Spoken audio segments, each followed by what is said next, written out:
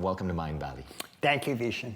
Guys, if you haven't experienced Ken Wilber's work, I cannot express how influential this man has been on the entire spectrum of personal growth, spirituality, and way beyond. I mean, I spoke about the book Reinventing the Organization, which is one of the Bibles that, for example, my human resource team used to design Mindvalley as a company. Right. And that book was inspired by your work. Yes, it was. So I want to read people your bio, just so they know who they're dealing with. All right.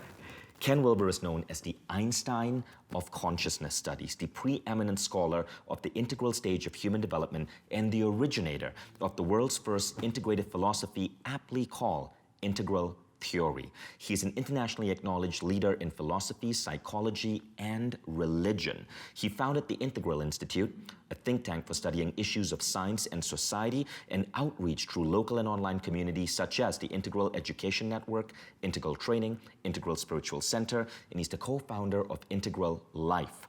He is the most widely translated academic in America today, with 25 books translated into 30 different languages. A Brief History of Everything, Sex, Ecology and Spirituality, Integral Psychology, Integral Spirituality, Integral Vision, The Religion of Tomorrow, and Making Room for Everything. Ken is so influential that this is what Bill Clinton said about his work. This is one of the most brilliant minds I've ever come across.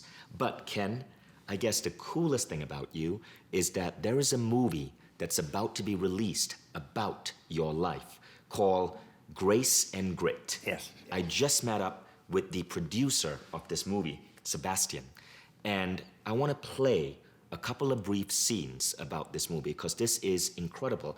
And Meena Suvari, the famous Meena Suvari from American Beauty, plays your love interest. Yes. So let's talk about what we're going to cover in the rest of this masterclass.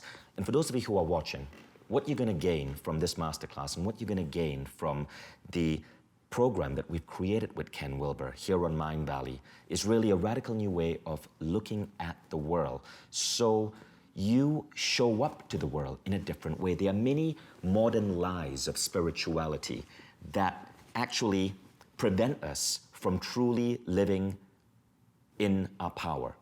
And Ken, you introduced me to one of these lies. It is the idea that spirituality is the art of removing yourself from the ego. One of my favorite essays by you, and I love it so much, I committed it to memory. It was the essay Egolessness, and there's a line in that essay that says, the great spiritual saints and sages of the world, from Moses to Jesus to Padmasambhava, were not feeble-minded milquetoast, but movers and shakers, from bullwhips in the temple to subduing entire continents. They rattled the world with the force of their ego, not some pie-in-the-sky piety. Right. And they did so by embracing the mental, spiritual, and physical aspects of their humanness and the ego that is its vehicle. And many of them created massive social revolutions that lasted thousands of years. They rattled the world with the force of their ego. And I find that really interesting. I turned that into a poetic piece online called Buddha versus the Badass. And that is one of the key ideas you will get from Ken's work. It's that being spiritual doesn't mean going into endless introspection. Rather, it is endless introspection waking you up to how you can use your newfound abilities to truly change and rattle and leave a mark on the world. Right. That is going to be one of the ideas that we're going to discuss here. Right. Now, another idea is that spiritually awakened people are mature and moral people. The big lie is that there's only one way to view or interpret spirit or anything else for that matter. And we're actually going to talk about how one can be highly spiritually developed, but one can actually be an asshole. Yeah. And so When you think about these things, you see that often how spirituality is portrayed as removing yourself from the world or being absolutely pure is completely false. And this is where your ideas of integrating multiple ideas and philosophies come into play. What you're going to learn is how to go deep into the essence of integral theory. Now, integral theory itself is a vast body of work, and there are so many books on the topic. And as Ken alluded to, you can apply it to politics, to running a company. You can apply it to your own personal growth. We can't go into every different aspect of integral theory, but you're going to get enough of a taste of it in this masterclass that you will have some massive insights on your own. Basically, you're going to talk about quadrants, levels, lines of consciousness. We are going to talk about types of consciousness, such as gender, temperament, and other individual social behavioral patterns. I'm telling you guys, it goes really deep. But we're going to try to make it as easy to understand as possible, so you're going to walk away with new insights you can directly apply in today's world. Now, the important thing about integral theory is that it brings together so many different aspects and philosophies that you really get an alternate viewpoint of looking at the world. As a result, you become a better coach, you become a better CEO, you become a better parent, you become better at your religion and spiritual practice, you become a better meditator, you become a better person. You learn to tell the bullshit that you see on television. You learn to identify when a politician is telling the truth or leading you astray. You become a better citizen, and you become a better leader, not just for your company, but for the world. This is why it's so important to us to get this wisdom out, because integral theory is so essential for anyone who is trying to step up to rattle the world and make massive global change. But if you don't understand it, you risk becoming what we call the asshole guru. You risk becoming highly developed in one particular part, but undeveloped in other. And that, in some cases, can be risky for the future of humanity. So, Ken, I would love to get started. Before we dive deep into integral theory, I would love for you to tell us your background story, because the life you've lived has inspired an incredible movie, and I know people here need to hear that. Well, yes, that took place about roughly halfway into my career. I started out, I was a fair-haired sort of American golden boy. I was valedictorian. I was student body president. Voted most likely to exceed, all those kinds of things. I always thought that I would go to Duke University in medicine. I went into Duke, literally, the first day I was there. Oh, I had been, again, valedictorian of high school. Everything was perfect. I was very happy, had a wonderful childhood, I thought. Got to Duke, literally, from the time I sat down, I knew I didn't want to be there, because all of the education I had up to that point was entirely in science. And so it wasn't answering any of those cliched, ridiculous, soppy questions like, who am I? Why am I here? What does it all mean? All those kinds of things. But that's all I wanted to know. And it dawned on me that science per se hadn't answered any of those. And so I was really concerned. And I actually became very, very unhappy at that point. And so I started a massive, obsessive search, east and west, north and south, pre-modern, modern, postmodern, for any types of approaches that actually attempted to help people, in a sense, either wake up or become happy or become self-improved or self-developed or self-actualized. And as I did that, I ended up finding that there were around 6 or 7 sort of major families of approaches. So psychoanalysis and psychotherapy, for example, they had an answer what you had to do to become happy. Then there was like Zen and Zen Buddhism, and it had a different answer on how to become happy. Then there was Gestalt and existential therapies. They had a different answer of how to become happy. And as I looked at all of these, as soon as I'd find a group of these that looked interesting, I'd run out and find some group or some teacher or some practice where I could actually start doing that. So I actually ran down a psychoanalytic thinker and started doing psychoanalytic therapy. I ran down a Zen master, started doing Zen practice. And what I found is that all of these had something really interesting to offer. They were all doing something important. And I knew that they had a piece of the puzzle. But the problem was they really, really, really disagreed with each other. All 6 or 7 of these families had unbelievably important things to say, and they all disagreed with each other. And so now I was massively confused. So I figured in order to be able to get from unhappy to happy, I would first have to get from confused to unconfused.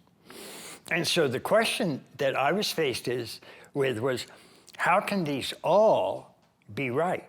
How can they all possibly fit together? And that was the question that occupied me for the next several years. And this was at the end of my teens and very early 20s. And you were a brilliant kid, right? I think you've been cited as having an IQ of something like 175. And so you had this ability to digest a large body of different works and integrate them. Well, that's what started happening. At one point, and this was a big change in my life, probably sort of one of the single biggest changes I made, because up to that point, I had been taught in whatever class I took that they were teaching truth and that this was the real truth, and all the other approaches were kind of confused or sort of right, but not really quite correct. And so the question was, how is this approach right and all the other approaches are wrong? And unfortunately, I'd been practicing all of these other approaches, and I knew they weren't wrong. So the question for me wasn't which of these is right and which is wrong, but how can they all be right? How can they all fit together in a framework where they actually make sense, they actually go together, and they actually fit?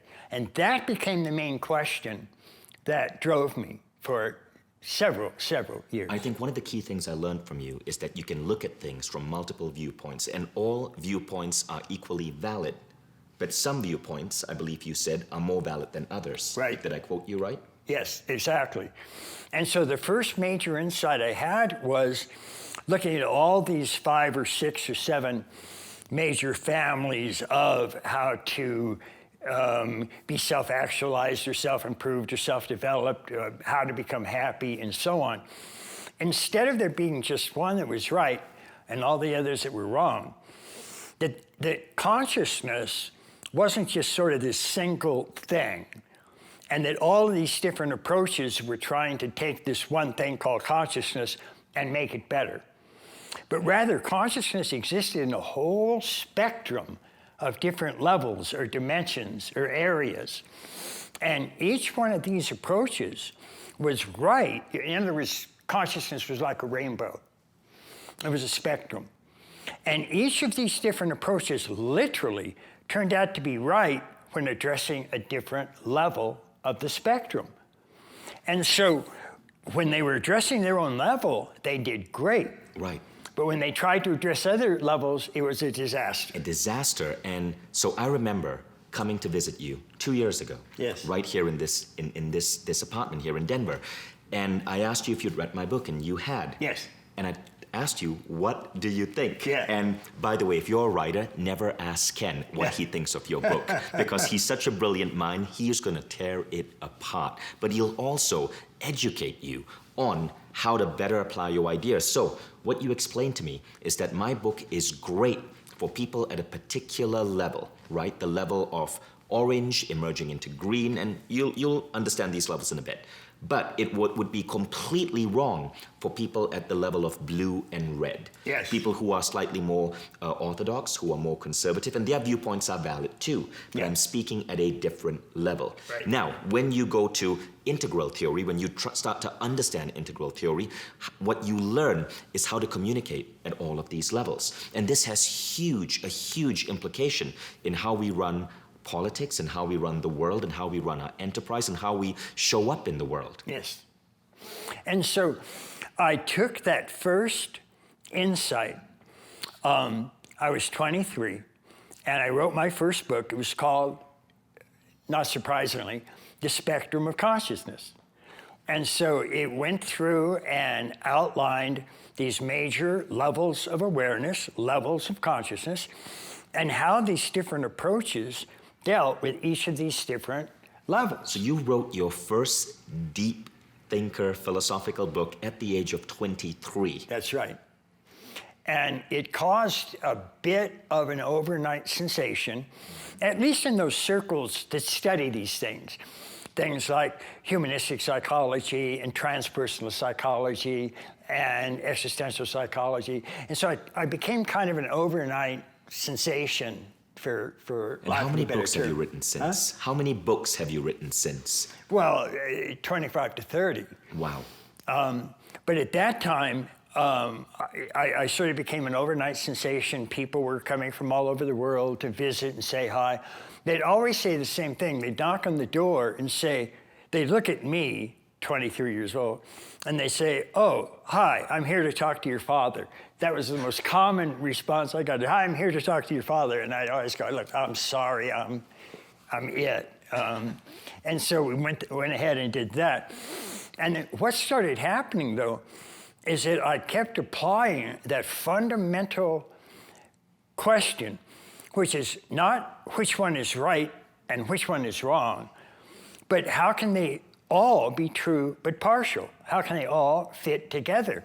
Because it became very, very clear to me as I was looking at all these different approaches, and by this time I was starting to expand into sociology, anthropology, philosophy, across the board disciplines. And I was attempting to, again, find ways that you could bring these together. It became very clear to me, as I used to put it at the time, that they all had to have some truth, because it was impossible for a human mind to produce 100% error. As I would put it, nobody's smart enough to be wrong all the time. So there has to be some degree of truth in this, and that's what I was looking to do, is take the truths from all of these different disciplines, and I mean hundreds of disciplines, and find that some of the really crucial truths that they were telling us, and then weave these together into an overall framework. In short, a theory of everything. Yes.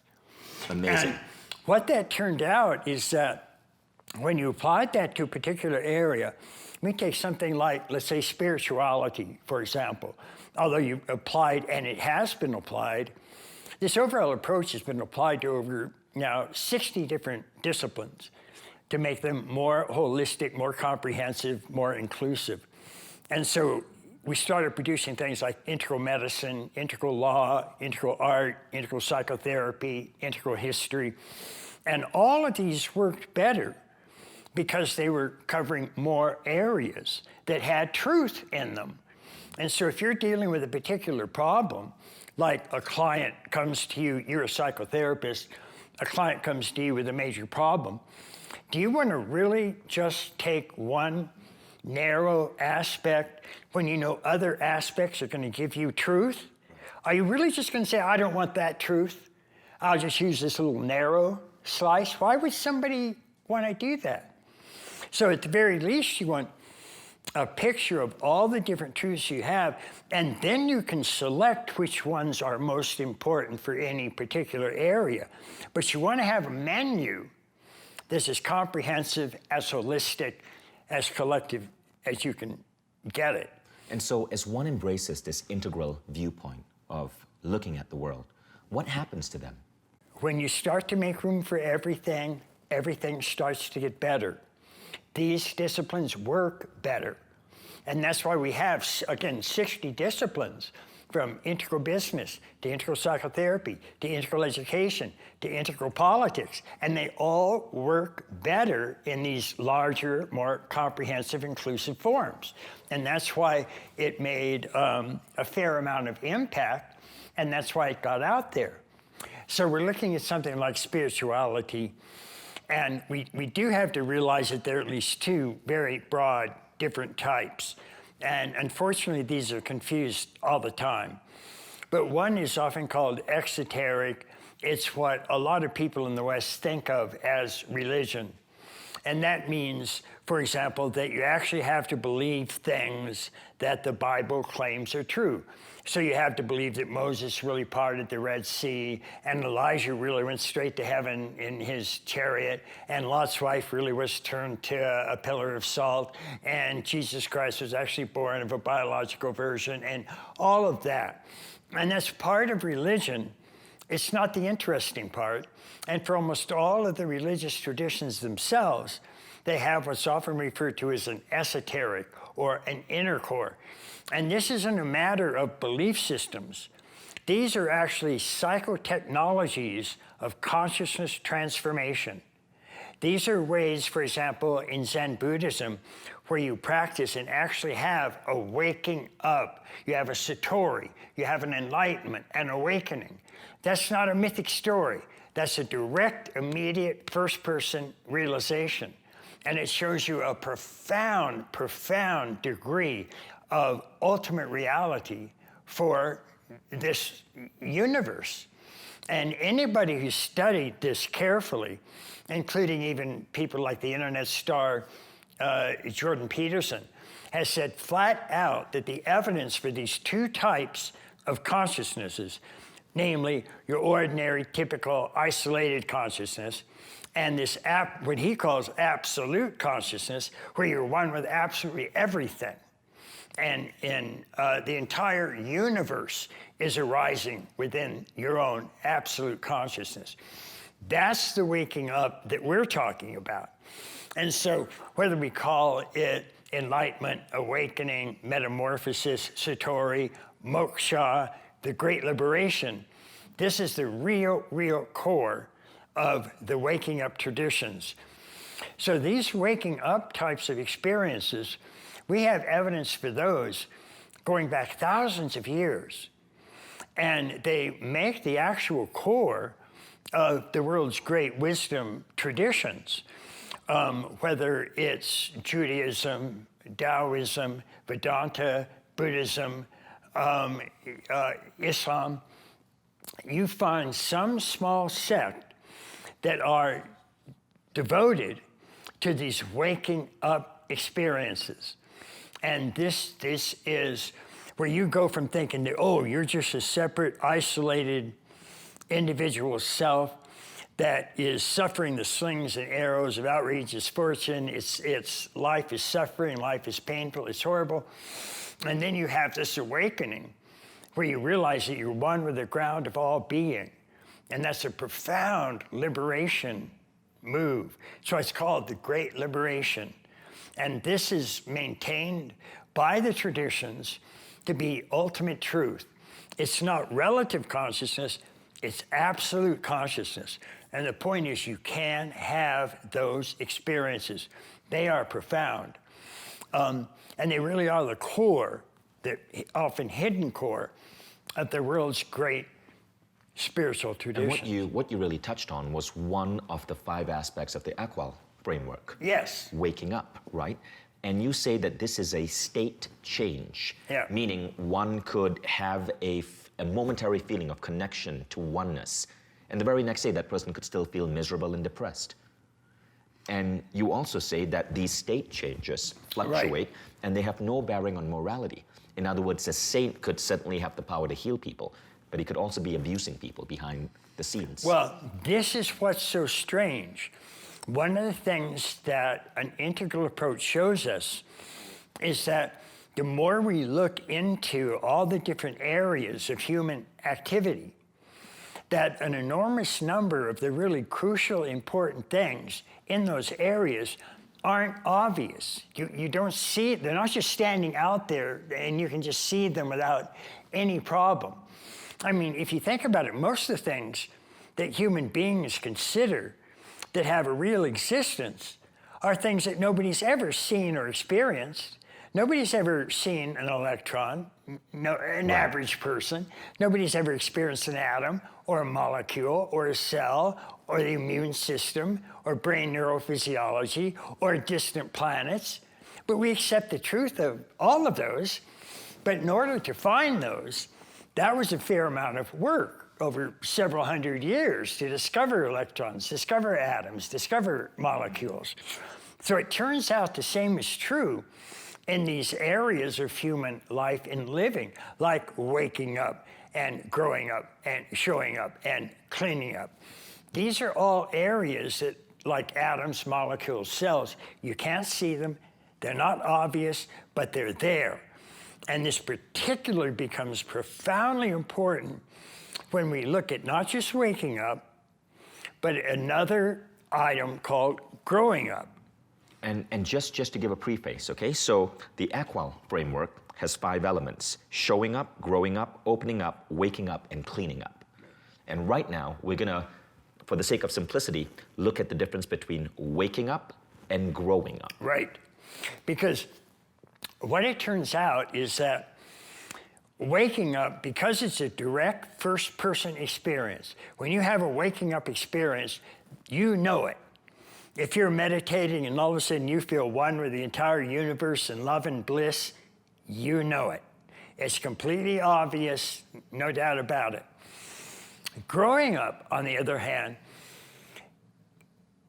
well, this was such a complex, it's ultimately fairly simple, but it started out as such a complex area, very important area of human reality, that it wasn't even discovered until about 100 years ago.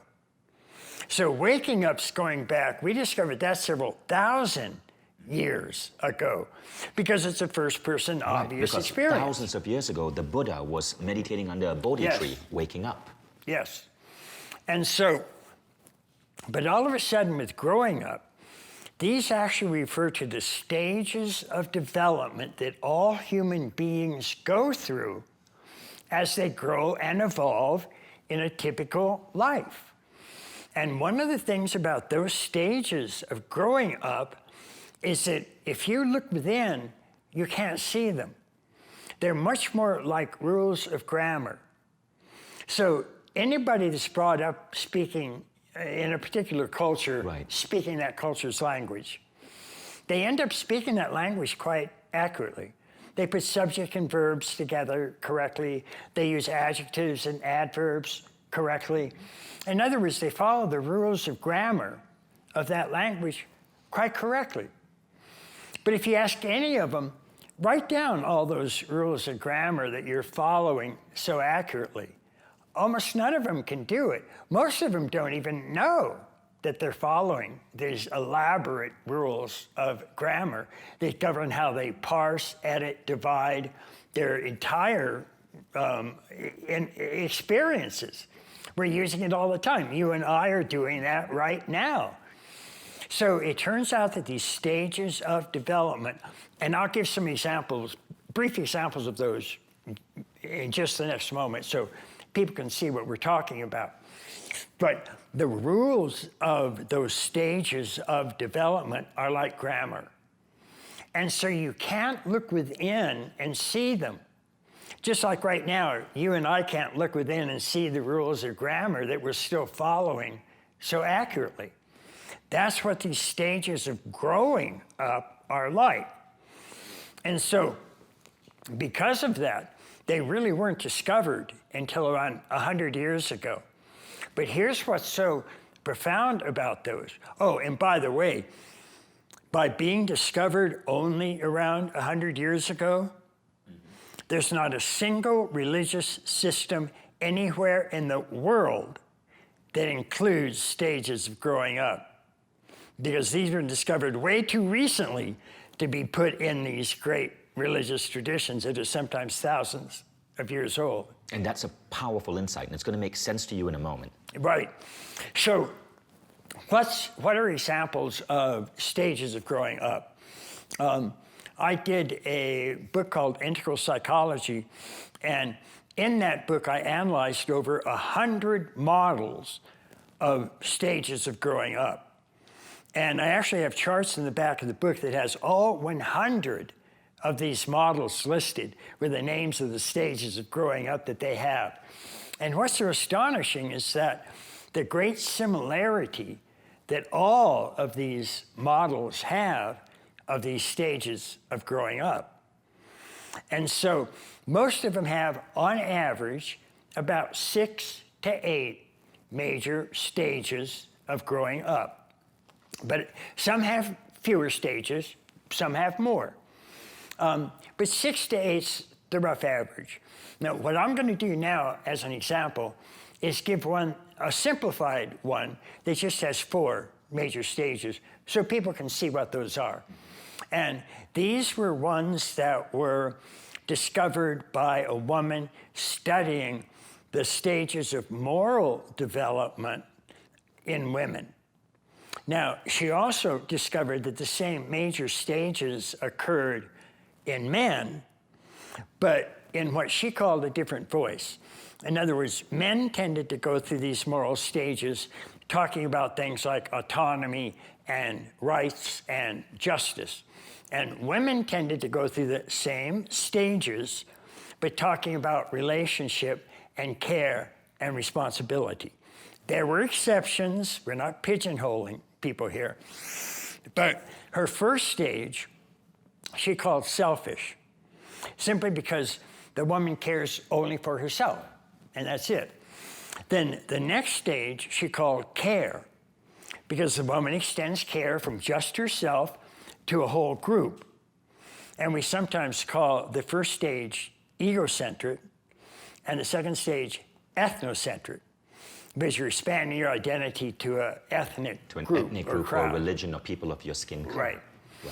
And then that group tends to be the important group, and other groups are looked at with a little bit of suspicion.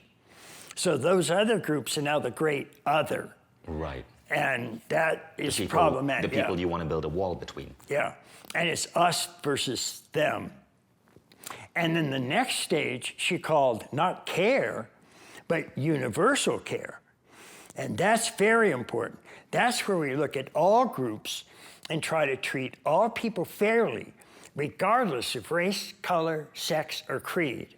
That's a very, very important and very recent development. And so we also call that world-centric. So we're going from egocentric, selfish, to ethnocentric care, to world-centric, universal care. And then her highest stage she called integrated, because it tends to integrate and understand all of the previous stages. Now, if you just look at that, and you realize that because what these are actual functions of the mind. And so these are interpretive grids that will interpret any experience we have. And that means we'll also interpret our waking up experiences according to these stages of growing up. So I want to come to that in a moment, because that was a major insight for me. It's a huge. ridiculously major insight. But first I want to share a story, a modern story, so Sure. The audience will understand that. So if you think of it as a grid, okay, the x-axis is waking up. And waking up is called a state change, because honestly, you could take ayahuasca and have a feeling of connectedness to all life, but it's going to dissipate after a couple of hours, right? So waking up happens rapidly and you move in and out of it. Now, that is a state change. Now, the y-axis is what Ken is now talking about. And this is growing up, and this is a stage evolution. You don't grow up suddenly, you grow up over time. Right. And Ken, I believe what you've said is that the egocentric state was the state that humanity was in, I guess, 20,000 years ago, when if you saw a bison that you were about to kill, and there was another hunter from a different tribe, you might kill him to get to the bison, because it's all about survival and feeding yourself. Right. But as we mature as civilization, we move up to ethnocentric. The great religious traditions of our time originated during ethnocentric stages. Yes. So it's all about love and compassion, but to people of your religion and skin. That's right. Which is why things like the Crusades happen, right? Or the expansion of the Islamic world by conquest. Yes. It was ethnocentric, nothing wrong there. But today, the world is only 70% ethnocentric. Right. 30%, you said, have moved to world-centric. Right. The world-centric people are the people who approve of ideas that bridge the gaps between different cultures. The EU, for example, came from world-centric identity, whereas the Trump border wall comes from an ethnocentric worldview, that there's a separation and a division between us and them, between, in this case, Mexicans and Americans. Americans can see themselves as kind and compassionate to other Americans, or at least ethnocentric Americans are, but the Mexican kids who are crossing illegally, let's separate them from their parents. We don't care, they're not us. So that is the danger of the ethnocentric worldview in a world that's becoming more linked. Now, when you go all the way to the top, integrated, you've also called that cosmocentric. Yes. Right? And that is a worldview where, from what I understand, you expand your level of inclusivity, not just to people all across the world, but all life, and multiple generations down. Yes. And including all life in the cosmos. Yes. So if a disgusting alien landed and he opened his mouth and he had tentacles emerging from his mouth, right, you would still go and give him a hug because he's sentient and he's life. Now, would that be a way of explaining it? Yes, yes. And here's one of the, in a sense, kind of alarming things about the fact that waking up and growing up have never, ever appeared in a system together. That's what's alarming. And so if you look at the era when the great waking up traditions were first introduced, Zen Buddhism, Advaita Vedanta, contemplative Taoism, Sufism, I mean, these major, major paths of waking up and enlightenment and metamorphosis and just what we call waking up, these were stunning. But they're still going to get interpreted in ethnocentric terms. Right. And so every one of the cultures that introduced these great waking up, great religious traditions, every one of those cultures had slavery, because ethnocentric interpretive grids have no objection to slavery. Buddhist monasteries had slaves. Christian monasteries had slaves.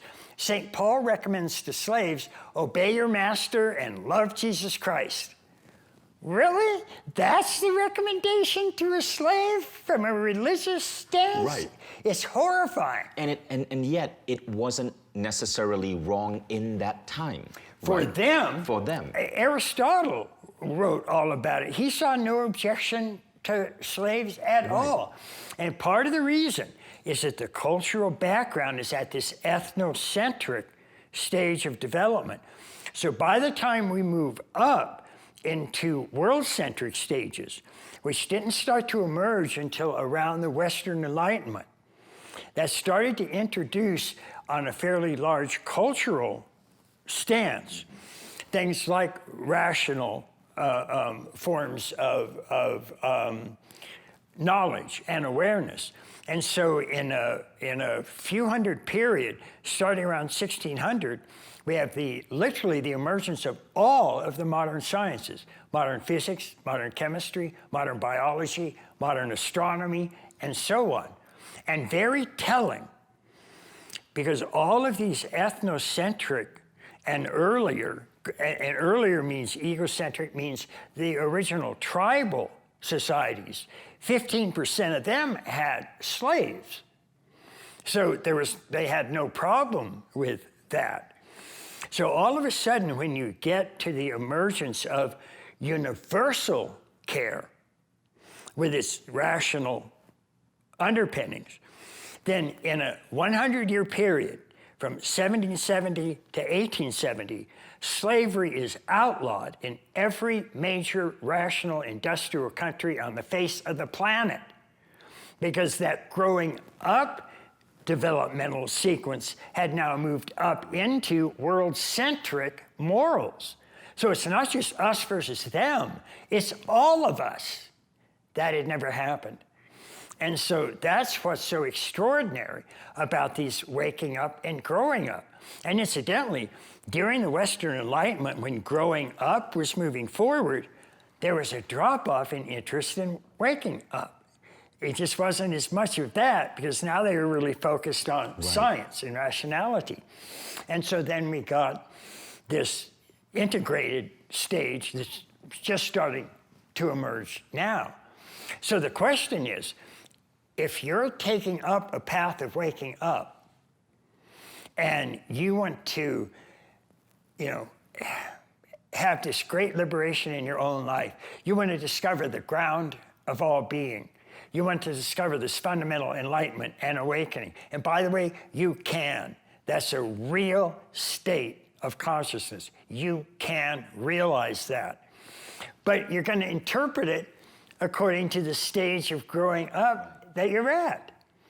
And so if you're at ethnocentric, then you're going to interpret that waking up, even though you feel one with absolutely everything. And then let's say, just for example, you're a fundamentalist Christian. Fundamentalist Christians can have these waking up experiences. As a matter of fact, about 60% of them do. And they're authentic waking up experiences. And so they'll say, oh, yes, everybody can have this waking up experience if and only if you accept Jesus Christ as your personal Savior. And to them it's real because they have experienced this closeness, except that from their lens, they perceive it as only Jesus can get you there. That's right. And so for Christian fundamentalists, for example, they just can't imagine there being Hindus in heaven. Right. That just doesn't work for them. So they have this ethnocentric, meaning group. This group is right, other groups are wrong. Now, what happens when you expand your worldview to world-centric? What then do you perceive as among other things, a unity you start to experience? get what we call universal rights of human beings. During the Middle Ages, with ethnocentric background, even though there was waking up and some of these other areas that we could talk about, like showing up and so on, but during the Middle Ages, you had this ethnocentric background, even though some people are sort of thinking rationally, it's in the context of this group is right, that group isn't. So if you're a Christian in the Middle Ages in Europe, and you die and go to heaven, then you're going to sit in the right, and you've been a good Christian. You're going to sit on the right-hand side of God, and you're going to, and Jesus is going to be sitting there with you, and you're going to live that life for everlasting, eternal time.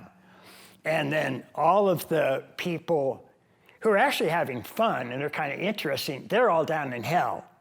But you're up in heaven with these absolutely boring, horrifying people. But that's the point. Rights were not extended to all people. With the beginning of the Western Enlightenment, all of a sudden we see treatises, long philosophical papers on the universal rights of human beings. That was a new concept. It wasn't, oh, you have rights if you're a Christian. If you're not a Christian, you don't have rights. Right. With universal rights, all of a sudden, we switch from monarchy to democracy. Now, everybody has rights.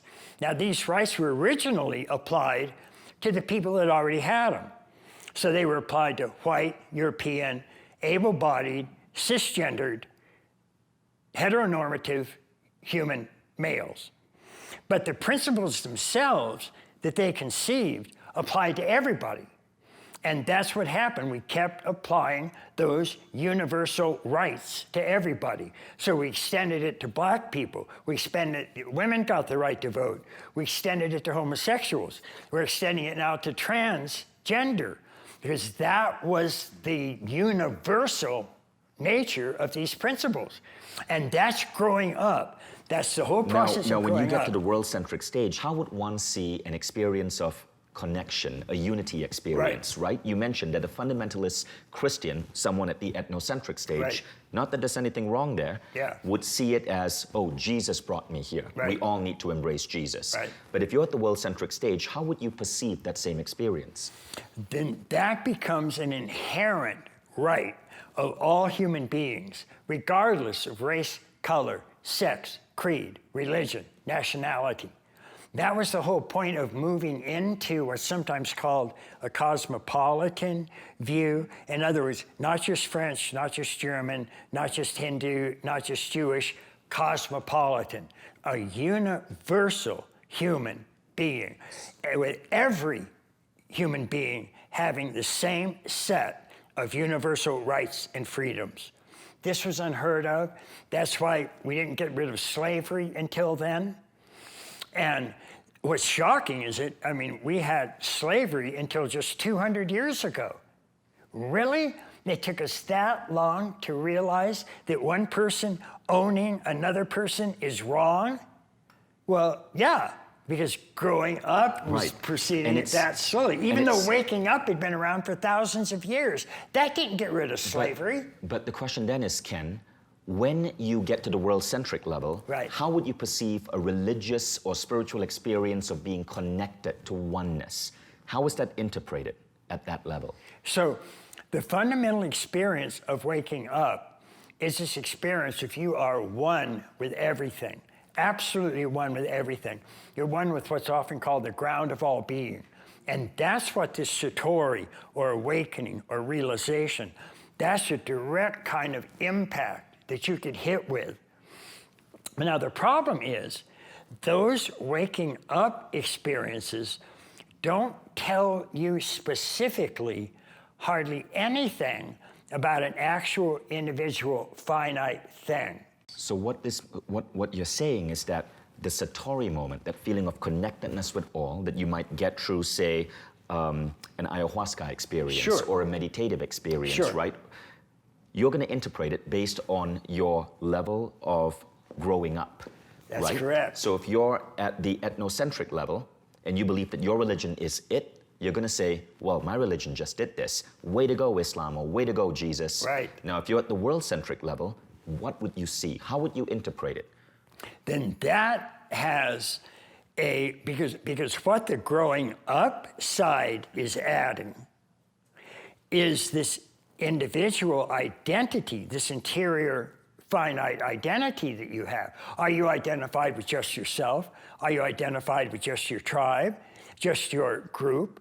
Or are you identified with all groups, with all human beings? Because that's what's going to tell you how many people can have. So a world-centric person experiencing a satori experience would simply conclude, wow, I did this through meditation. Everyone should try this. Yes. But now you feel one with everybody, even if you're down at egocentric, but you won't understand these interior identity. And that's what makes growing up so absolutely fundamental. Right. If you don't have some degree of growing up that goes into world-centric or integral, then you're going to, and this is absolutely possible, what you could end up with is an enlightened Nazi. An enlightened Nazi, yes. So let's talk about that, because this is a really, really important idea. When I've shared this idea of yours on the stage, I shared the story of the asshole guru. So the idea here, and this explains why so many people who are seen as spiritual legends sometimes get exposed for being frauds or get exposed for all the dark side of egocentric or ethnocentric ideas, including sexual harassment and so on. So I was once asked around 10 years ago to help support an Indian saint who had come to America and had been proven by scientists to have these mystical abilities to accelerate healing in plants and animals and human beings. But there was one problem with him. While he had this ability and scientists were studying him and they were baffled by him, he was a sexist, he was a racist, he was an asshole, and I had a contract with him to build his website. And one day while meeting with him, one of my team members walks in the room, a Latin guy. And this saint sees this guy walk in, not realizing that this guy is part of my team and is there to help with the meeting we were having, and yells at him, "Who the fuck are you? How dare you walk in? How dare you interrupt our meeting? You, get out of here, you Mexican." And I was thinking, what the hell is going on? That was my Argentinian business partner. Right. And then and there I realized that this guy was at the wrong level of development. he was racist. Right. It was later proven that he was highly sexist Yep. and had been sexually harassing women on his own team. Yep. And so seeing how he treated a member of my team, the very next day, I canceled the contract. We lost $50,000. But I realized that I was dealing with a guy who was highly dangerous. Now, I didn't have the tools that you're providing now. Yeah. I didn't have that matrix. But today, every time I work with a new teacher that we are bringing onto Mindvalley, I use this particular matrix, and I'm going to put it on the screen right now, so that I can see that, yes, they might have access to incredible spiritual energy, but are they And we're not taking ethnocentric, away from that. world-centric, or cosmocentric? And I want to work with people Yes. who are cosmocentric. Yes. So you can see a direct application of this framework in making the right business decisions. Yes. Now, how do I tell if someone is cosmocentric? Really simple. I ask them what they stand for. Yeah. And I love working with authors who speak about how they want to stand for global unity or the environment and so on. And that's a really good indicator that one has grown up to a level that is more inclusive. So humanity is growing up, right? In the last couple of 100 years, we've abolished slavery, we have formed the United Nations, but still we're having debates in many countries today on nationalism versus more inclusive politics. If you look at the United States, there was a huge debate about the border wall. Yes. The president, who is currently running the country, Yes. won on a platform of inciting hate Yes. and judgment on basically just about everyone who was brown. Yes. So what's going on there? Is that a regression? Are Yeah. they different levels of world centrism? Well, here's the problem. And it's not that just any one of these are all good or all bad. The whole point is that these are developmental processes. And you can go through developmental processes in waking up, and we might talk about that a little bit later, but just very briefly, most of the great spiritual traditions with meditative traditions have a series of stages of waking up. Now, you can have an immediate peak experience of ultimate unity consciousness, but if you want that to be a permanent realization, a permanent access, then there are usually a series of stages that most of the traditions have, and they help you move through these stages until you get more and more and more fully adopted to a waking up that you can have more or less 24/7. And then there's also growing up stages, and we're giving just these 4 simple ones. Again, many of them have, around 6 to 8 stages of growing up, but each of these build on its predecessor. So in growing up, one of the main things we find is that Arthur Kessler invented a term called holon. And a holon is a whole that's a part of a larger whole. Now, pretty much everything in the universe is a holon.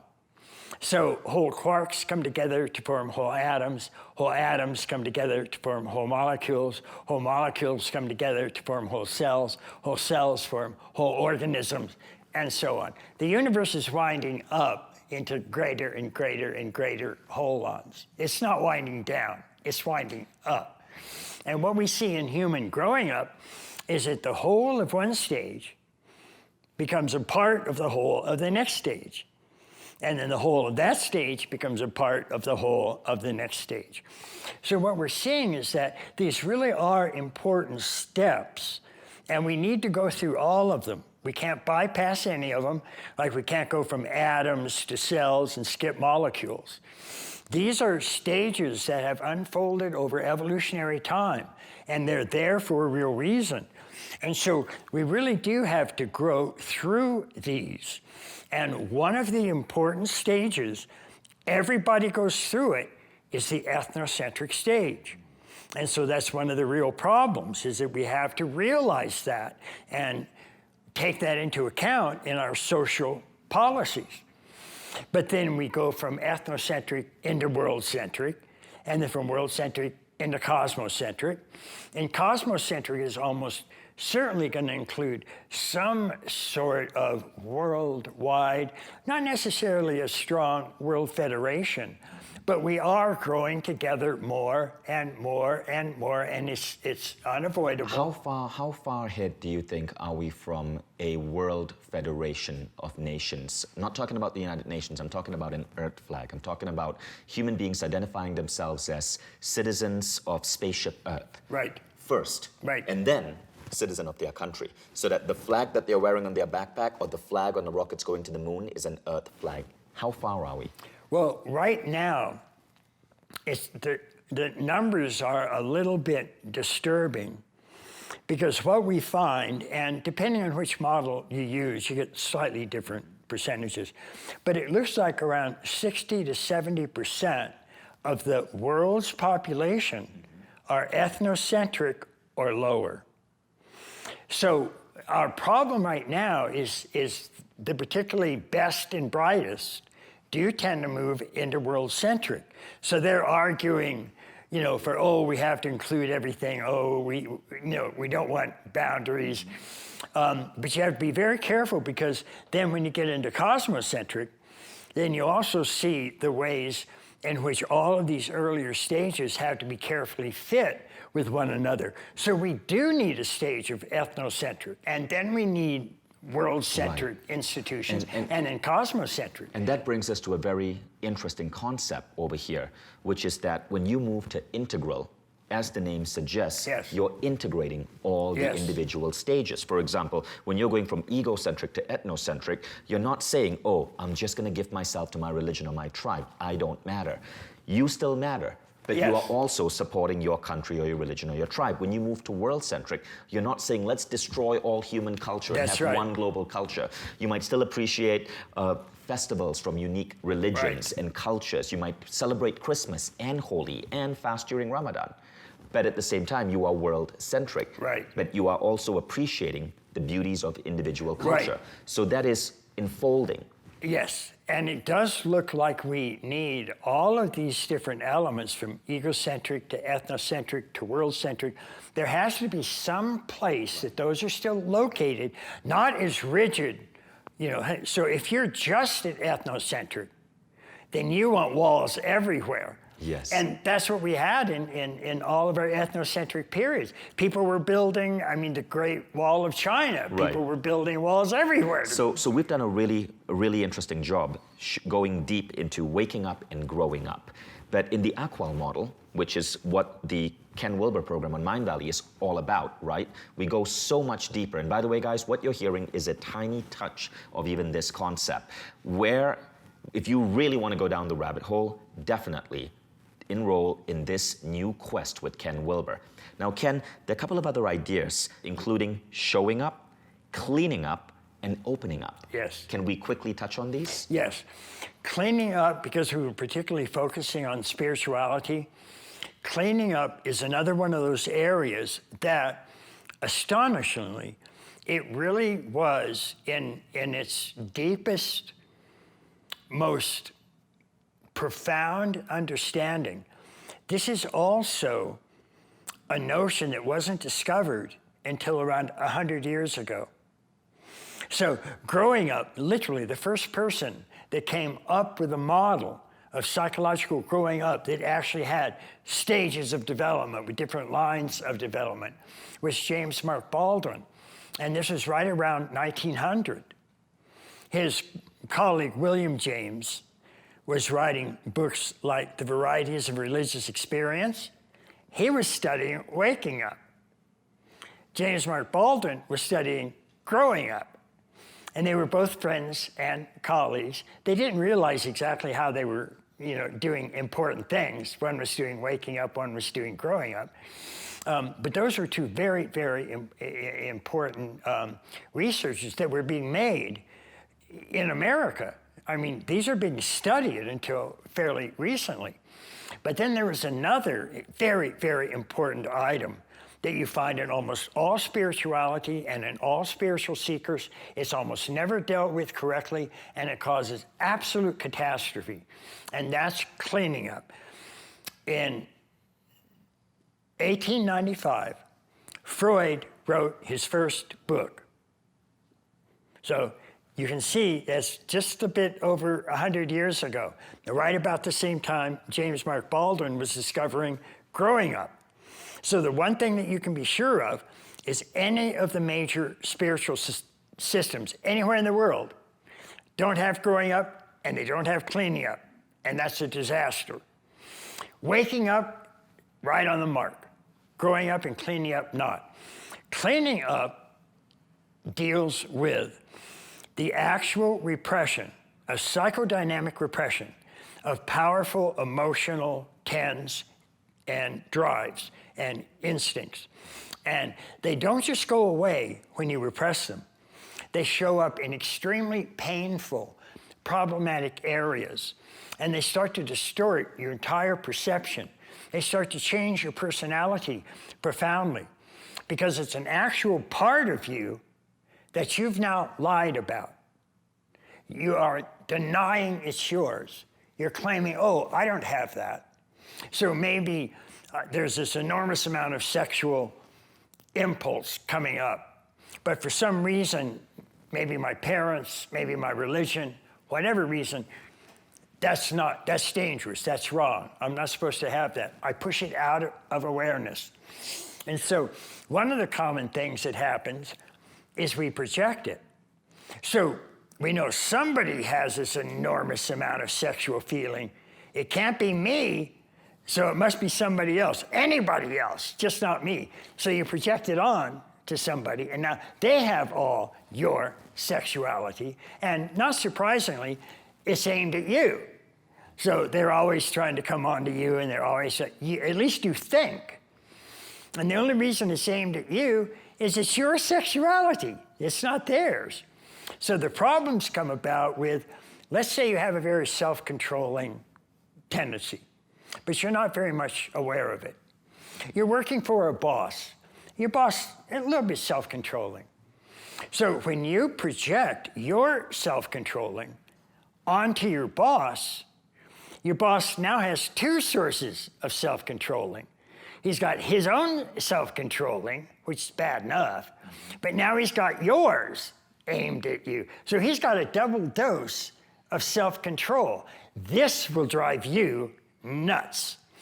The actual symptoms that were created by repressing our shadow elements, Freud had an inner circle that included Carl Jung, who Freud had actually named his crown prince and successor, Alfred Adler, Otto Rank. Rank invented a term for people that had repressed their shadow and were being besieged by emotional problems. And he called those emotional problems, he invented a term called neurosis. And that's what was discovered about 100 years ago, was that we have neurosis. So cleaning up covers the entire spectrum of shadow work. It does. And healing our wounds. So when we push these drives out of ourselves, one of the most common things we do, again, is put them onto other people. And it's not that those people don't have those characteristics. We often, when we're projecting our own disowned qualities, we'll find somebody who has a fair amount of them because they act like a good hook. It's believable. So if you're self-controlling and you're projecting that, you sort of look around for somebody that's doing it. Oh, your boss is self-controlling. You can project it onto him. But what happens is then you react in a way that's just overwhelming because you're getting a double dose. He's watching over you all the time. He's trying to control everything you're doing. And that's just going to get you in trouble because, first of all, it's not true. He's not doing it to that degree. So here's an absolutely classic research project based on how people can take their own impulses when they're unaware of them and project them onto others. This research took a group of zealous, anti-gay religious believers.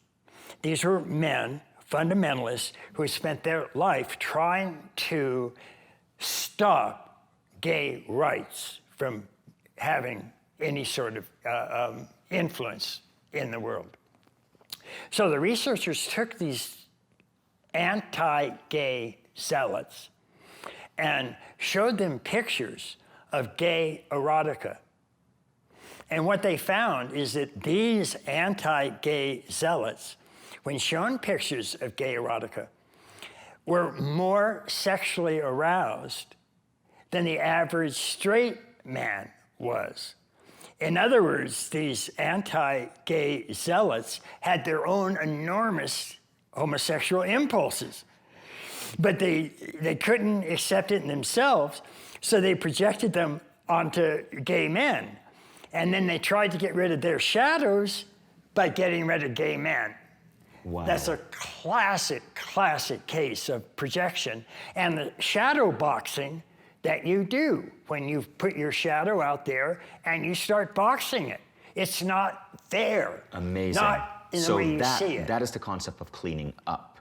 So part of what we're looking at when we're looking at spirituality is that previously it tended to be looked at as just take up this practice of waking up, do mindfulness, do Zen, do Christian centering prayer. Just do these things that are going to help you focus your awareness and bring you closer and closer to waking up enlightened states of being.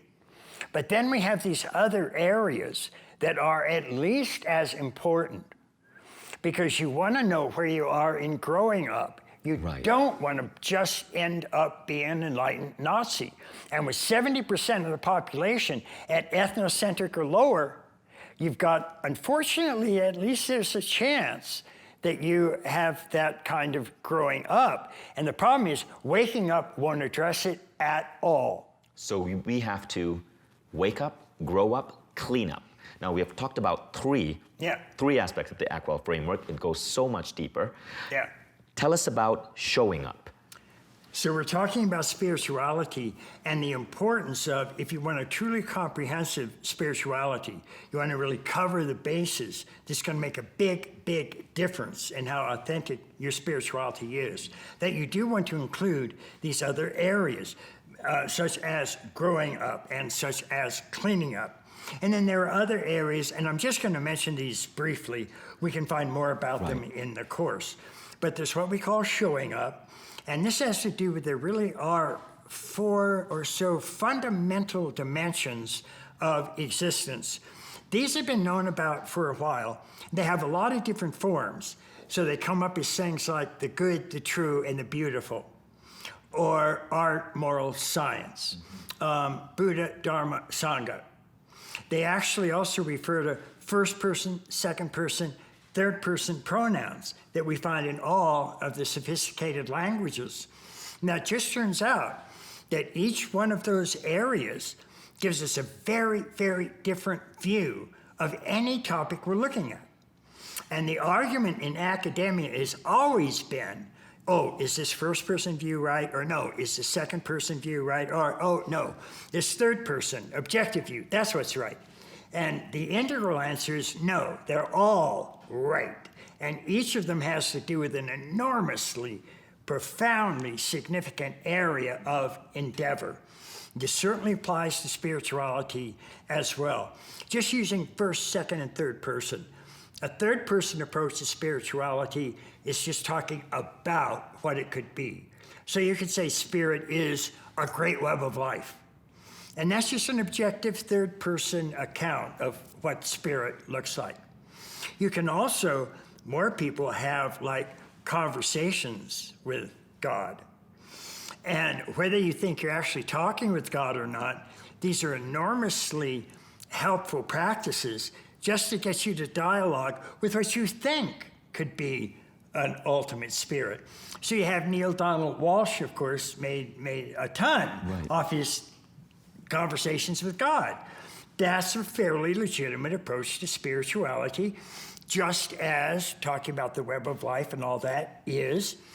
So one's a third person, one's a second person, and then there are first person approaches to spirituality. And by the way, first person means the person speaking, I, me, mine. Second person means the person being spoken to, you or thou. Third person is the person or thing being spoken about, him, her, it, its. So those are objective. You is an immediate personal interaction, a conversation with. And first person is a spirituality that looks for spirit in the core of your own being. In other words, ultimate reality is your true self. You can discover that ultimate reality by inquiring into your own awareness.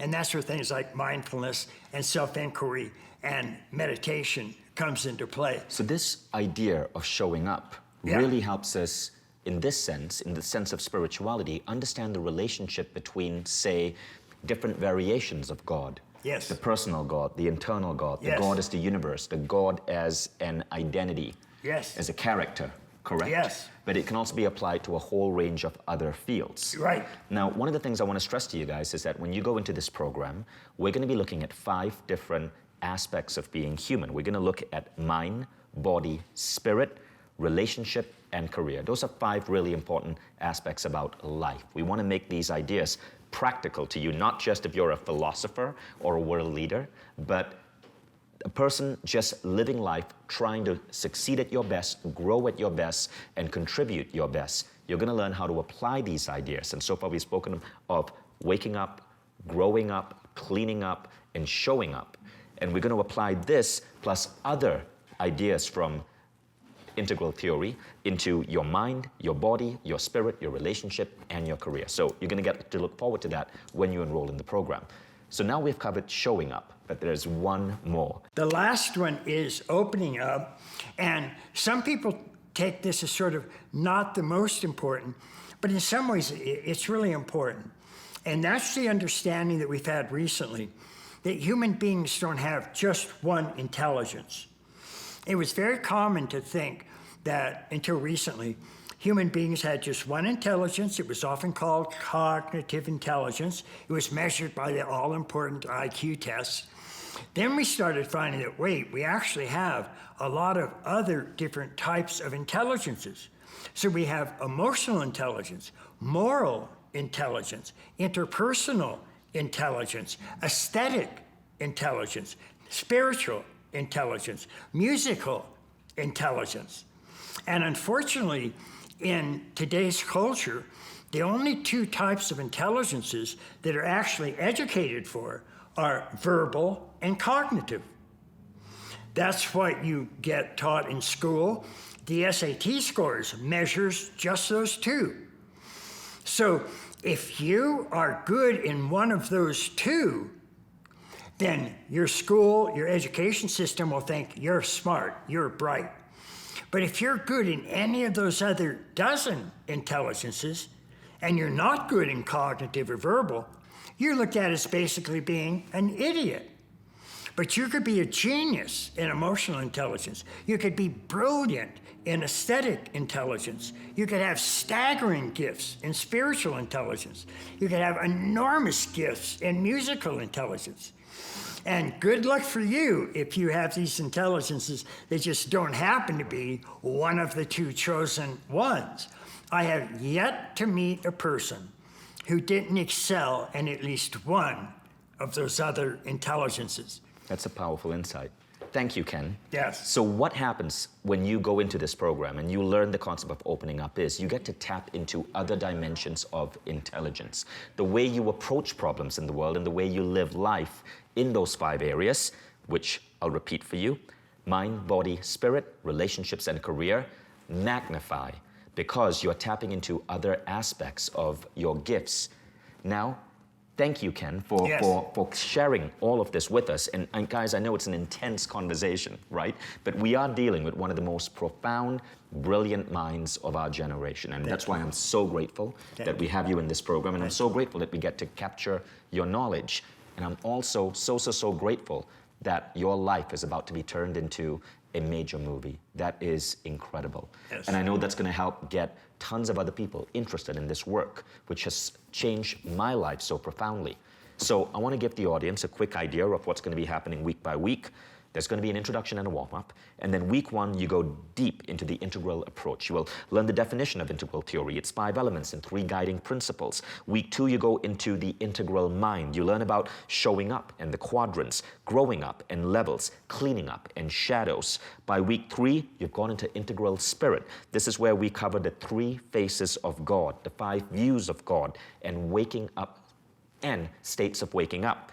Week 4, we go into integral body. This is where you learn about the gross, subtle, and causal body. And week 5, we go into integral relationships and integral work. You learn about integral work and business, the culture wars, a concept called iGen, and the integral project. And I want you to know, I did this quest for myself. I wanted to go deeper in Ken's work because of the magnificent impact you've had on my life over the last decade. And I made it my mission to work with you to create one of the best ways that I could introduce millions of people to your work. But I'm doing it also for myself. I'm designing this and building this and funding this project because I want this, and I want my little boy doing this when he's old enough. Yeah. So I want to give you a picture of what's going to happen after you go through this program. As you go deeper in integral theory, you can think of this map that I'm putting up on screen right now as a way you'll start looking at your life. You will start looking at your life beyond just classic personal growth. You will start looking at everything from emotions to knowledge to prayer to congruence. You will look at exercise in a different way. There's actually an integral approach to exercise. You will look at renewal, at sex, at relationships, at work, money, parenting, diet, and ethics in a different way. You become a far more advanced human being, for lack of a better word. It's like upgrading your operating system from 5 to 6 or 7 or 8 or 9 or 10. I cannot express to you how this changes the way you function in the world. And also, you'll be able to have really mesmerizingly intelligent conversations with other people who have taken this program. And the rest of the world, they just won't understand us. So, welcome to the club. Now, Ken, thank you so much for being here. Thank you. And so if you've joined us at this masterclass, I hope you got a ton out of it. Now let me tell you what's going to happen if you decide to go to the next level and enroll in our 35-day program with Ken Wilber. So our Mindvalley programs are known as having the highest completion rates in the industry. And that's because our Quest learning platform is one of the most advanced learning platforms in the world. For those of you who are unfamiliar with Quest, this is the basic way it works. Everybody starts the program at the same time. It's 35 days in micro-learning chunks. That means you spend between 5 to 20 minutes a day for 35 days getting lessons from Ken. The reason we space it out this way is because we're bringing in behavioral psychology and actual ways that influence how you view the world. So you develop a fine layering and complexity in terms of your worldview. You don't just go through 8 hours of learning and then forget. What we're doing is building in transformation. Day by day, week by week, your sense of self is transforming. You're becoming wiser, smarter, more developed. And by spacing it out over 35 days, we are creating healthy habits. So at the end of 35 days, you will have completed the program with a community of thousands of other students who have started with you and are now going to be finishing with you. They cross the finishing line with you. They are with you for these 35 days in our online community, sharing insights and ideas. And you cannot help but be truly transformed when you wake up on day 36. You become a new person. Now, I like to live life based on the idea that every month I've grown so much that people whom I haven't seen in a month have to get to know me all over again. So I think that's a really good philosophy of living. That is a good philosophy. This quest is going to do that for you. People whom you have not seen in a month are really going to be blown away by the new you that they discover. They're going to have to get to know you all over again. So I can't wait for you to get involved with this. Now, Ken is a living legend. Even Sebastian Siegel, the man who was producing that movie about you, told me that it took him years to be able to get in touch with you, right? And to get that audience with you. Because I know you have so many people who have been knocking at your door ever since you were 23. That's right. So this is really priceless knowledge. And the cost of enrollment in this program is probably going to be one of the greatest investments you ever make with your money. Actually, I want to say this will probably be the best thing you can spend your money on, because nothing beats investing in yourself. Just a second, guys. I know this is weird. I just jumped into my own masterclass, but I wanted to update you on a really cool innovation that we just released on Mindvalley, and it happened since I recorded that past episode.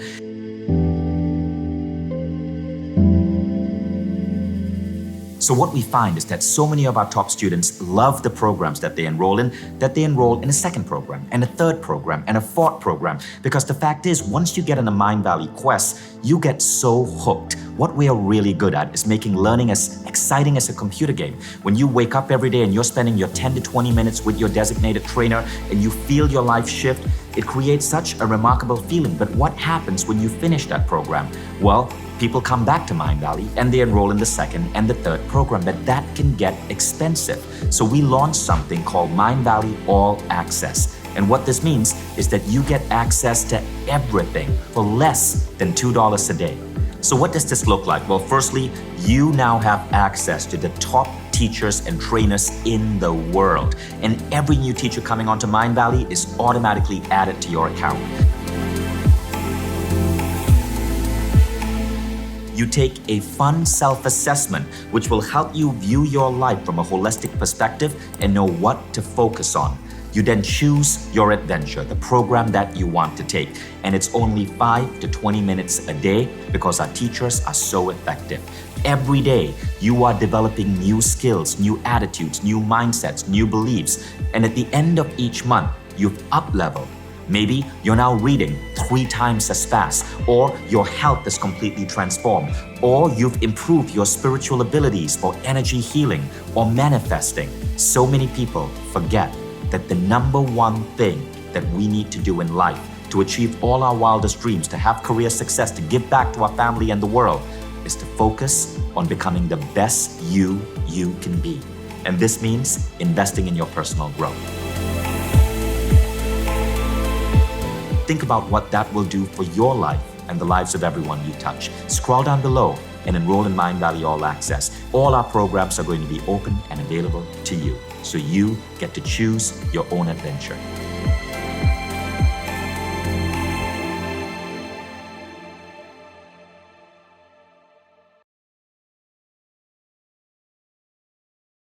So Ken, these are some of the most common questions that we get from our audience. I'm going to ask them to you one by one. The first question is, you mentioned integral. Doesn't that just mean holistic? How is the integrative approach different from other holistic programs, and what do you mean by integral? Yeah, because what we found is that holistic has an enormous number of meanings, and each of them can get deeper and deeper and deeper and more inclusive and more inclusive. So if you take something, for example, like the Great Web of Life, that's very much a holistic concept.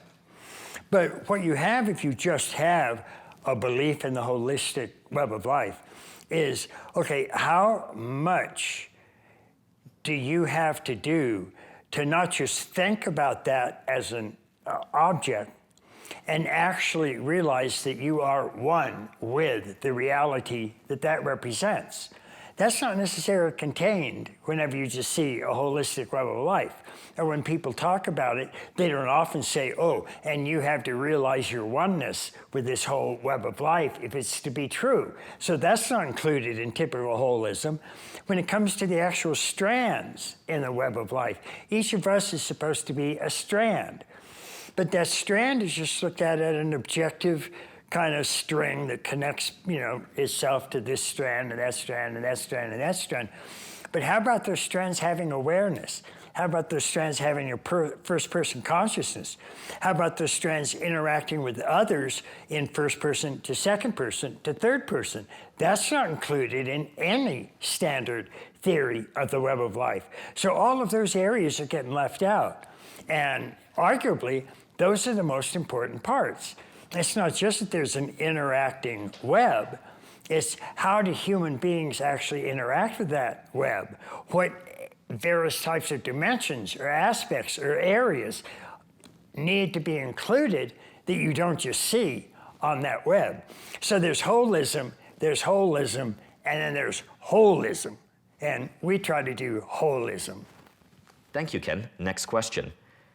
Question 2 is on framework. Isn't this just another fancy life or personal development categorization framework? What's so special about the integral framework? Yes. Well, there again, if you just lay out areas of living, then again, those are just third-person objective areas. And you can just look at them and you can go, okay, well, I should improve on that, or I should improve on that, or I should deal with that, or so on. But what we found is that there are at least 5, 6, 7 different dimensions to those areas of life. And each one of those tells us something profoundly new and different about each of those areas. And so these new dimensions and understandings can only be gathered by studying an enormous number of other disciplines that actually deal with those. And that's not clear at all from just the wheel of life. So again, there's integral, and there's integral, and we're trying to actually take something like that. We're not saying that's wrong. We're saying it's incomplete. More stuff needs to be added to really get at these absolutely core dimensions of what it means to be human. So question 3, Ken, is that integral theory can be heavily theoretical or philosophical, which of course has its place, but what are its practical implications in body, mind, spirit, relationship, and work? Well, one of the ways that people will talk about an integral approach is, and this just deals with quadrants and levels. We also have, at least for those who know the theory, we have quadrants and levels and lines and states and types. But if you look at just quadrants and levels, then what this means is you want to engage this approach in both your mind, body, and spirit as those show up in self, culture, and nature. So those are very simple sounding areas, but those cover most of the areas of your life. And so when you're actually saying, okay, what are the ingredients that go into making a self-development in an area of mind, or in a spiritual area, or in a simple bodily area? What are the interior dimensions and areas and aspects that need to be included in that? So you can make this very simple, you can make it very complex. But what they're dealing with are the absolute fundamental issues of life. Your life, the way they're lived right now. Your body, your mind, your spirit, your relationships, your work, your parenting, your nutrition, all of those are dealt with in this integral approach. And using aspects that we've learned by studying virtually all the other major areas and disciplines that would tell us anything about those areas. So it becomes a way to live your life with the best amount of intelligence that we possibly can. And it doesn't mean you have to be just abstract and heady. It just means smart things to do to make every ingredient in your life better. Awesome. Question number 4 is on you as an author. Why you, Ken? Apart from your achievements as a philosopher, writer, and teacher, what makes you uniquely qualified to bring this important message to the world? Well, I suppose in a certain sense, and for reasons I don't know, but I've been the one that was willing to do it. I'm just the one that ended up working in this area. There was, not many people know about something called A Course in Miracles, but it was sort of channeled to this woman named Helen Schuchman. And she herself never believed the material. And the material claimed to be the voice of Jesus Christ.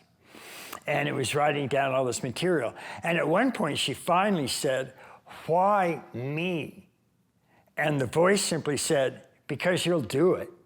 And it was just that simple.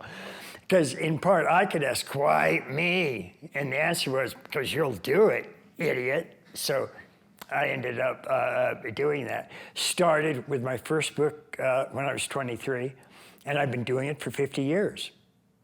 So that's given me some amount of expertise on these topics as I've gone forward. Thank you. And question 5. Who would you say this is for and why? What type of person in what life situation stands to benefit most from this program? Well, this is one of the things that has been, in a sense, fairly unique about Integral. It claims to be one of the first world philosophies taken from both East and West, and that covers most of the major different disciplines that human beings engage in, actually shows how they fit together. And that's very rare. I mean, you just don't find those types of approaches very much in today's world.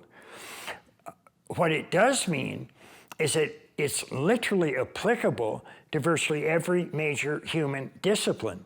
So on the one hand, that makes it sound very complex, which is true, but we've applied it now to over 60 major human disciplines.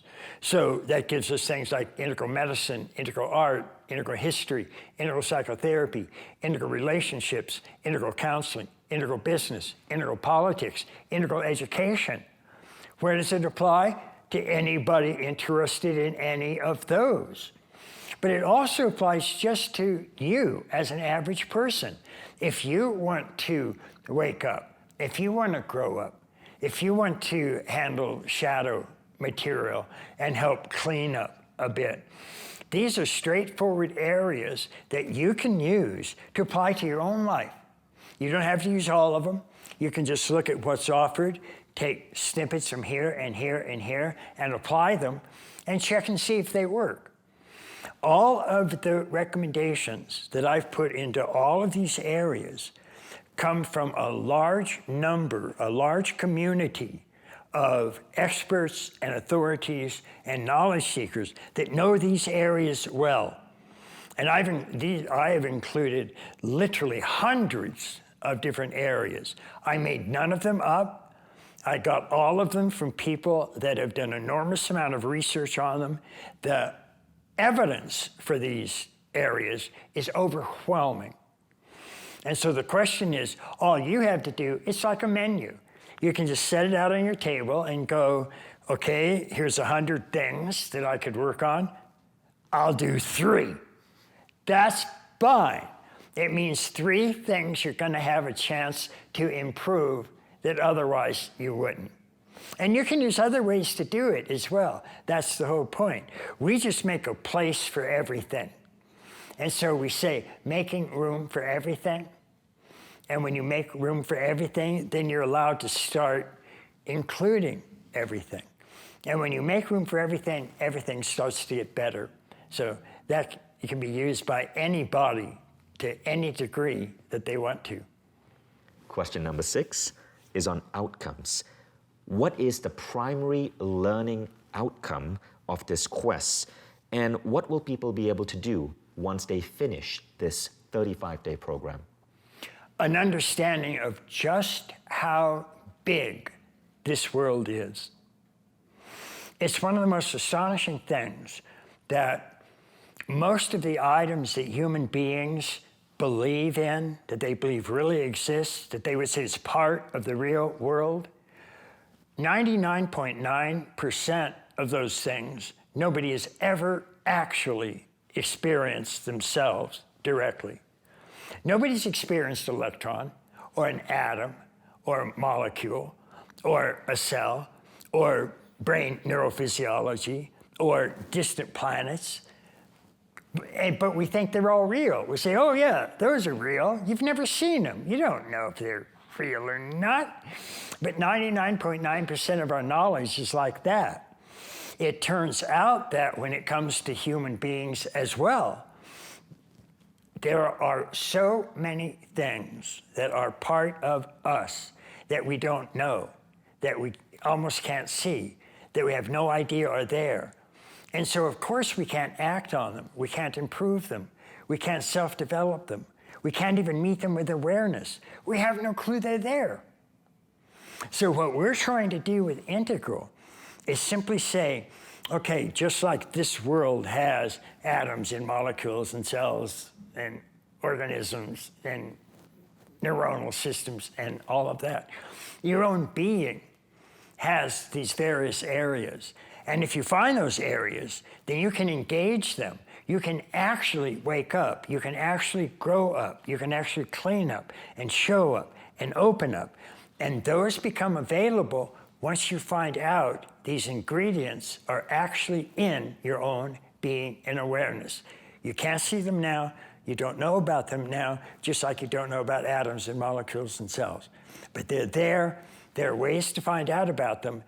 And when you do that, your own life becomes absolutely overwhelming and full of an abundance of the treasures that those ingredients have for your own being. And that's an astonishing, astonishing thing. In a sense, you become wealthier and wealthier and wealthier, not necessarily in gold or diamonds or jewels, but in the ingredients that make your life full and complete and free and happy. Thank you, Ken. And the final question, why now? Why is this such an important program for people to do in the world today? We are, well, I would give just a blanket overall statement, and then I'll give you specifically what I think. The blanket statement is the more knowledge of these hidden treasures that we all have, that's just a good in itself. Finding out about those are good in itself. And we can think 500 years from now or 1,000 years from now, the number of these things that we've discovered will have exploded. But if we just look at the ingredients in integral right now, most of them aren't even known by most of the people in our culture right now. Most college professors know almost nothing about the actual stages of development and growing up. Most of them know nothing about an actual enlightenment or awakening or waking up experience. Most of them are actually unaware of these treasures that we have. And so that's a problem.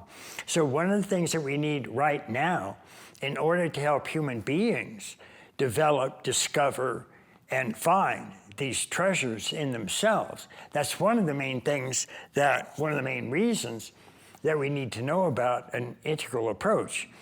But one of the really crucial ones is that our culture right now is facing more polarization than it has in, well, certainly as long as it's been tested for. I mean, it's really brutal. And there's nothing on the horizon that shows any counterbalance to that polarization. It's just getting worse and worse and worse. And there's no big shining thing that's coming along saying, oh, here, this is going to help us unite and integrate and stop this retribalization and this brutal polarization. One of the few things that looks like it can are some of these elements that we talk about in integral, because those are continuing to grow and develop. And some of them are at a point, quite high stages of development, that involve unifying forces, literally integrating forces, unifying forces. And as those continue to emerge in our culture, those are going to be elements that actually fight polarization. It's the only thing I can see on the horizon that has any chance of slowing, even reversing, possibly, that kind of polarization. And if we don't stop that polarization, there are very sober social critics saying today that if it keeps going, that's headed towards a real civil war. So if that's what we want, fine, keep it up. If not, try to put some of these counterbalancing forces into place. And foremost among those, as far as I can see anywhere on the horizon, is an integral understanding that more and more people would adopt. And that would make a profound difference. Thank you, Ken, and thank you, everyone, and thank you for those wonderful questions. I hope this gives you a better idea of what you can expect from this program. Thanks all. Thank you for joining us. Thanks for being part of this program. I cannot wait to see you in this quest.